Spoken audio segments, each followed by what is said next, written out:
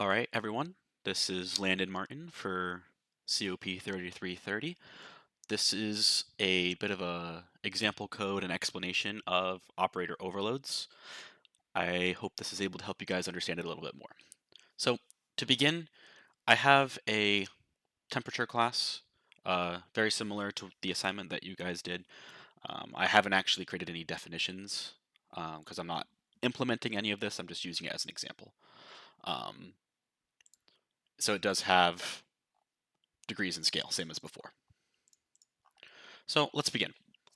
Operator overloads allow you to define how specific operators work for your own custom classes. So normally you have operators like the addition operator, the plus icon, the subtraction operator, which is the minus icon, the star for multiplication, the percent sign for modulus, etc., etc. Overloading is telling the compiler how these operators should work when used with your own custom type. So normally, the addition operator is automatically programmed to use to add things of like integers or doubles or floats or characters, etc. But when you create a class, you're creating your own custom type that has its own custom properties and data. And the compiler doesn't know what to do with that if you try to use a normal operator with that. And that's where operator overload comes in. So for temperature, you tried to add, temperature T1 and T2 using the addition operator without an overload, the compiler does not know how to add them together in the same way that it knows how to add two integers or two doubles together. You have to define it with the operator overload. So let's say I create two temperature objects here, one of 50 degrees Celsius and one of 25 degrees Celsius. If I wanted to create a sum temperature, set that equal to T1 and T2, without an operator overload, the compiler does not know how to add these custom types. It knows how to add integers, but it doesn't know how to add temperatures. Temperatures could have 10 million different private member data that would need to be manually added together. So you can create a custom add temperature function if you wanted. This would work. T1.addTemperature T2. This works in the same way as an operator overload, but it's way less convenient and natural. Which one looks more natural to do? Sum1 equals T1 plus T2, or sum2 equals T1 dot add temperature T2. Like, this one is a lot more convenient. This one's a lot more natural to do. This is why you guys do math since, second grade. This one is confusing at first glance. And so you create an operator overload to manually tell the compiler how to use the addition operator when you have temperature objects. Member operator overloads implicitly assume that the left-hand side is the calling object, in this case a temperature object. This is very important. It automatically assumes that the left-hand side of the operator is a temperature object. So if I do T1 plus T2, it assumes that the left-hand side, in this case T1, is going to be a temperature object. If it's not, you're going to run into some problems. This would work with member function overloads. So if I have, this right here, temperature operator plus temperature T. This would assume that there's a temperature on the left-hand side and then a temperature T on the right-hand side. And as you can see, that's how this would work. As you can see, temperature T would be assumed to be on the right-hand side of the operator. However, if I wanted to do this, T1 plus 10, it would not work with this previously declared operator overload because the function expects a temperature object on the right-hand side of the operator.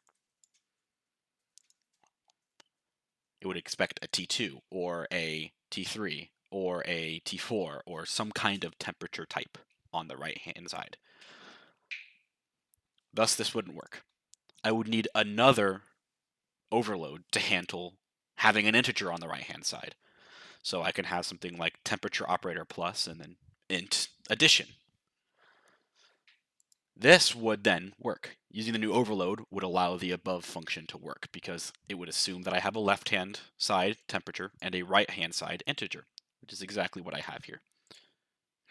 However, There's even more problems when I try to do something like temperature sum equals 10 plus T1. If you see, on the left-hand side I have an integer, and on the right-hand side I have a temperature. This function would no longer work, because a member function overload assumes that the calling operand, the left-hand side, would be a temperature object. That's what this is saying. The left-hand side will be a temperature, the right-hand side would be an addition. If I had in this another temperature or a double or a character, then it would assume that I have a temperature on the left side and whatever that equivalent is on the right side.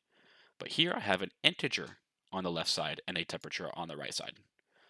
So I need another overload for this. However, it can't be a member function because member function overloads assumes that the calling operand, the left-hand side, will be a temperature object. This is where friend functions come in. Friend functions are non-member functions that still have access to the private member data of a class. They're non-member functions. In our temperature class, the private member data is degree and scale, so a friend function could access that without being a member of the class. Recall that member function overloads assume that the left-hand side of the operator is an object of the member type, like a temperature. Non-member functions don't have that assumption. This allows you to specify how the operator should work with any type on the left-hand side and the right-hand side. This is very convenient.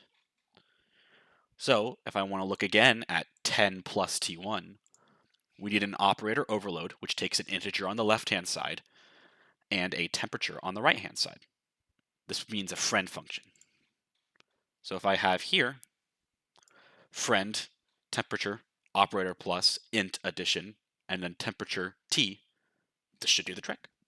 This function assumes that the left-hand side of the operator will be an integer, and the right-hand side will be a temperature. However, if I wanted to have a double or a float on the left-hand side, I'd have to create another operator overload. And that's where the 10 million operator overloads that a bunch of classes have come from. So I hope that was a little bit of help. I know I don't go into any of the definitions for what these functions should look like. That's where you come in. You define what this operator does when you have these following parameters. So just to recall, friend functions are non-member functions that have access to the private member data of a class. They don't have to be operator overloads. They're just any functions that have access to the private member data. Operator overloads allow you to define how specific operators work with their own custom classes. I hope this was able to help you guys. I will have an own separate video kind of going in more detail with friend functions. If you have any questions about this, just send me an email and I'll try to get back to you as soon as I can. Thanks for watching.